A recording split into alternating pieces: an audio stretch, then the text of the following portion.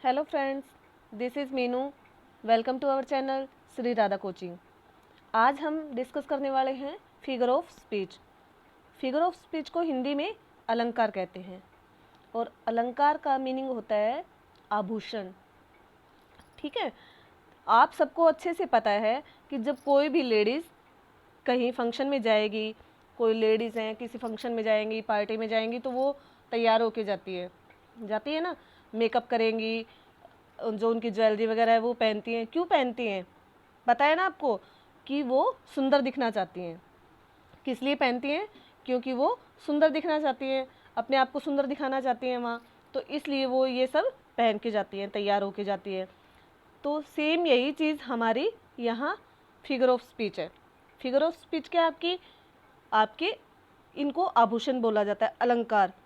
और अलंकार का मीनिंग होता है आभूषण।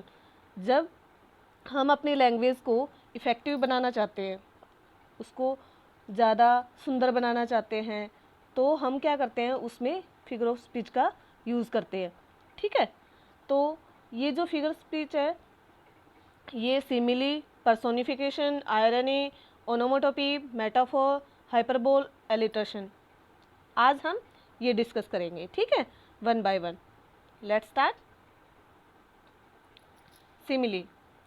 सिमिली का जो डेफिनेशन है, पहले तो हम वो देखते हैं। When two things are compared using like और एज, जब कोई भी दो चीज़ें कंपेयर किए जाएं, किससे की जाएं कंपेयर? जब कोई भी दो चीज़ें एक दूसरे से कंपेयर की जाएं, तो और वो भी लाइक और एज के साथ। किसके साथ? लाइक और एज के साथ। जैसा कि इसमें दिखाया गया है, sweet as honey bee, sweet as honey bee, इतना मीठा जितना कि शहद। ठीक है, फिर है रोर लाइक ए लोयन। अब वो कितना ज़्यादा दहाड़ता है? शेर की तरह। कैसे दहाड़ता है? शेर की तरह। ठीक है ना। अब इसमें आपको कई चीज़ें आपको ऐसी हैं जो आपको अच्छे से, और भी बहुत ज़्यादा इसके मीनिंग निकलते हैं, बहुत ज़्यादा इसके एग्जाम्पल है। इसके जो एग्जाम्पल तो बहुत सारे हैं, लेकिन आपने कई जो गाने आप सुनते हो, ठीक है, गाने सब सुनते हैं, तो जैसे एक गाने में है सागर जैसी आँखों वाली, ये तो बता तेरा नाम है क्या। तो जो सागर जैसी आँखों वाली, तो वो क्या, उसमें क्या किया गया है? सिमिली यूज़ की गई है, उसमें उपमा की गई है कि उसकी आँखें कैसी बताई गई हैं? सागर के जैसी। ठीक है, चांद जैसे मुखड़े पे बिंदिया सितारा, तो इसमें भी जैसे चांद जैसे मुखड़े, यानी मुखड़े की फेस की तुलना किससे की गई है? चांद से। ठीक है, नेक्स्ट है हमारा, नेक्स्ट देखते हैं अभी मेटाफर। अब मेटाफर क्या है? ये रूपक होता है, इसको हिंदी में क्या बोलते हैं? रूपक। और इसमें भी कंपैरिजन ही होता है, जैसे सिमिली में होता है वैसे ही इसमें होता है। लेकिन सिमिली में तो हम क्या करते हैं कि उसके जैसा किसी भी चीज़ से जब तुलना की जाती है, तो उसको वैसा उसके जैसा बताया जाता है कि चांद जैसा, फूल जैसा, है ना। लेकिन इसमें मेटाफर में जैसा नहीं बताया जाता, लाइक और एज यूज़ नहीं किया जाता, कंपैरिजन होता है लेकिन विदाउट लाइक और एज। जैसे हर हेयर इज सिल्क, उसके बाल क्या हैं? सिल्क है, यानी सीधा उनको बोल दिया गया है सिल्क। अभी जैसे एक तो हम कहें कि वो चांद सा, मेरा चांद सा बेटा है। ठीक है, चांद सा यानी मैंने उसमें उपमा की, यानी उसमें सिमिली का यूज़ किया। और एक मैं कहूँ कि मेरा तो बेटा चांद है, मैंने सीधा उसको चांद बना दिया। या फिर राम शेर जैसा बहादुर है, तो एक तो मैं ये कहूँ शेर जैसा बहादुर है, तो वो शेर जैसा बताया मैंने, उसमें उसको उपमा दी गई है। ठीक है, लेकिन एक ये कहा जाए कि राम शेर है, तो मैंने उसको सीधा शेर बना दिया। जब डायरेक्ट उसको वही चीज़ बना दी जाए, किसी भी चीज़ की जब हम तुलना करते हैं, तो उसको लाइक और एज से तुलना ना करके सीधा वही चीज़ बना दी जाए, तो वो मेटाफर होती है। ठीक है, नेक्स्ट है एलिट्रेशन। एलिट्रेशन में क्या होता है? The use of the same beginning consonant sound in line और वर्स। अब इसमें क्या है? जब कोई भी जो लाइनें हमें दी गई हैं उन लाइनों में, वर्ड्स में, जो कोई कॉन्सोनेंट बार बार रिपीट हो, ठीक है, बार बार रिपीट होता है, तो जैसे Peter Piper, just wait, Peter Piper picked a pack of pickle peppers. अब इसमें बार बार क्या यूज़ हो, रिपीट क्या हो रहा है, पी हो रहा है, बार बार किसका रिपीटिशन हो रहा है, पी का, तो ये एलिट्रेशन होता है। जब किसी कॉन्सोनेंट का जब बार बार रिपीटिशन हो तो वो एलिट्रेशन कहलाएगा आपका। फिर उसके बाद होता है पर्सोनिफिकेशन। पर्सोनिफिकेशन क्या होता है, मानवीकरण, ठीक है, मानवीकरण, जैसे किसी को की मानव से तुलना कर देना, किसी भी चीज़ की, किसी ऑब्जेक्ट की, ठीक है। तो इसमें जैसे the flowers dance in wind, अब फूल हवा में डांस करते हैं, फूलों ने हवा में डांस किया, कैसे किया, अब ये तो है नहीं कि वहाँ डीजे लगा हुआ था और फूल आए और आके वो डांस करने लगे, ऐसा तो नहीं है ना। जब हवा में फूल हिल रहे हैं तो उनको दिखाया गया है, उनका मानवीकरण किया गया है इस तरीके से कि वो ऐसे लग रहे हैं हवा में हिलते हुए कि जैसे वो डांस कर रहे हो, ठीक है। The wind Seng during storm, अब स्टॉर्म के दौरान जब हवा बहती है तो वो ऐसे लगता है जैसे गा रही है। अब गाने का ये तो है नहीं कि उसको माइक दे रखा है और वो स्टेज पे जाके परफॉर्म कर रही है, नहीं, ऐसा नहीं है, लेकिन उसको मानवीकरण किया गया है, एक इंसान की तरह उसको बताया गया है, मानव की तरह, कि वो ऐसे जब बह रही है हवा तो उसकी जो साउंड आ रही है वो ऐसे लग रही है कि जैसे हवा गा रही है, ठीक है। जैसे एक है फूलों का तारों का सबका कहना है, तो अब फूलों का तारों का सबका कहना है, अब वो आके थोड़ी कहेंगे, नहीं कहेंगे ना, नहीं। या चंदा ने पूछा तारों से, तारों ने पूछा हजारों से, ठीक है। अब ये जो गाने हैं इनमें चंदा ने पूछा तारों से, तो अब वो जाके उसके घर पे खटखटाएगा थोड़ी दरवाज़ा, जाके दरवाज़ा नहीं खटखटाएगा कि हाँ भाई अब मुझे ये बताओ कि सबसे प्यारा कौन है इस दुनिया में, या तारे फिर और किसी से जाके पूछेंगे, नहीं, कोई नहीं पूछता ऐसे, लेकिन उसमें केवल आप उसका मानवीकरण किया गया होता है, ठीक है। नेक्स्ट है हाइपरबोल। अब इसमें क्या होता है कि हम बात को इतना ज़्यादा बढ़ा चढ़ा के बोल देते हैं कि जिसकी एक तरह से लिमिट क्रॉस ही मान लो आप, ठीक है।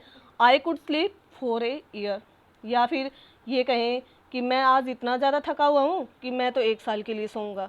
अब ऐसा कभी हो सकता है, नहीं हो सकता, क्योंकि कोई भी इतने लंबे टाइम तक नहीं सो सकता। हाँ, ज़्यादा से ज़्यादा 1 दिन सोएगा, 1 दिन 2 दिन सो जाएगा, चलो, लेकिन 1 साल तो बहुत ज़्यादा बड़ी बात होती है, इतना कोई नहीं सो सकता, यानी उसको इतना ज़्यादा बढ़ा चढ़ा के बता दिया गया है। फिर है जैसे इसका सबसे अच्छा एग्जाम्पल ये है कि आपने घरों में सबने सुना भी होगा और बहुत सारे लोगों ने इसको यूज़ भी किया होगा। जैसे मम्मी को गुस्सा आता है, उनके बच्चे जब बात नहीं मानते हैं तो वो अपने बच्चों से क्या कहती हैं, गुस्से में आके यही कहती हैं, 1000 बार कह दिया तेरे को समझ में नहीं आता, यही बोलते हैं ना हम। तो 1000 बार कह दिया, यानी कभी ऐसा हुआ है कि किसी मदर ने अपने बच्चे को 1000 बार कोई बात बोली हो, नहीं, ऐसा नहीं होता है। यानी उन्होंने अपनी बात को बढ़ा चढ़ा के बोल दिया, 1000 बार बोल दिया। अब बच्चा अगर मम्मी कहेगी कि मैंने तो को 1 बार बोला, तो वो 1 बार का इतना ध्यान से नहीं सुनेगा, लेकिन जब मम्मी गुस्से में आके कहेगी कि मैंने 1000 बार बोल दिया, तो 1000 बार से वो फट से खड़ा होके और काम लगेगा। ये एलिन में जो फिगर ऑफ स्पीच हम जो यूज़ करते हैं उनका यही कारण होता है कि जब हमारे फिगर ऑफ स्पीच हम यूज़ करते हैं तो उनको ध्यान से सुना जाता है, ठीक है। अब नेक्स्ट है ऑक्सीमोरन। अब इसमें क्या होता है कि अपोजिट होती हैं, दो आपको चीज़ें ऑब्जेक्ट दिए गए होंगे, दोनों ही एक दूसरे के ऑब्जेक्ट होंगे, अपोजिट होंगे, ठीक है। वो कैसे, जैसे अभी इसमें दिया है कोल्ड और फायर।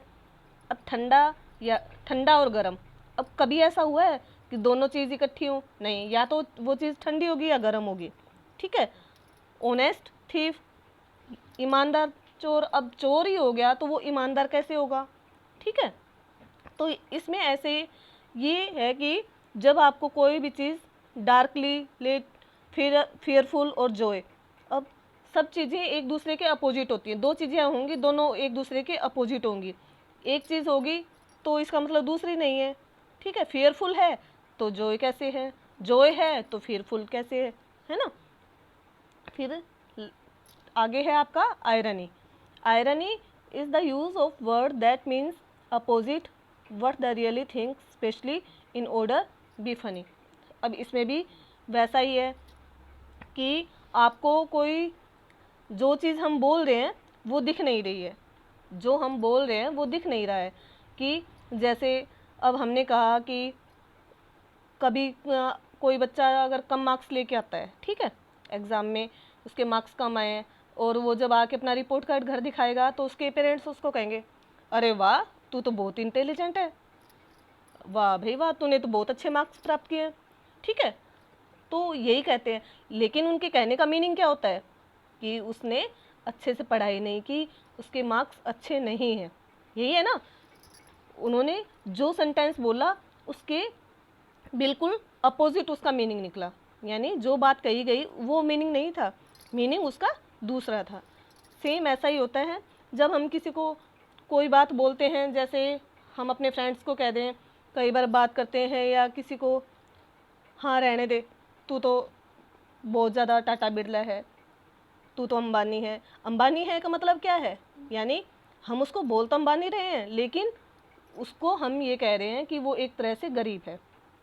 या फिर किसी को हम कह रहे हैं कि तू तो बहुत इंटेलिजेंट है ना, ऐसा बोल देते हैं कई बार। तो इंटेलिजेंट हम उसको बोल तो रहे हैं इंटेलिजेंट, लेकिन जो उसके पीछे जो मीनिंग होता है वो उसका ये होता है कि हम उसको मूर्ख बता रहे हैं, ठीक है। फिर है ओनोमोटोपी। अब इसमें क्या होता है कि जो वर्ड्स दिए गए होते हैं उनकी साउंड से उनका अर्थ का बोध होता है, ठीक है।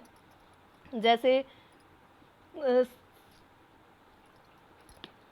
बीज मधुमक्खी हैं, अब मधुमक्खी को देखते ही आपको पता लग जाएगा कि इनकी आवाज़ कैसी होती है, ठीक है।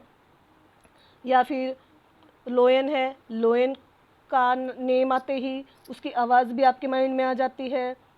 या आप कोई भी एनिमल देखते हैं, गाय है, जो गोट है, शिप है, डॉग है, इन सब का जब भी कोई आपके जब दिमाग में इमेज आती है या फिर आपके सामने जब इसका नाम आता है तो उनके साथ ही इनके साउंड की भी इमेज बन जाती है, ठीक है। आई होप आप सबको बहुत अच्छे से समझ में आया होगा ये फिगर ऑफ स्पीच। अगर आपको अच्छे से समझ में आया है तो वीडियो को लाइक करें, शेयर करें, सब्सक्राइब करें। Thank you.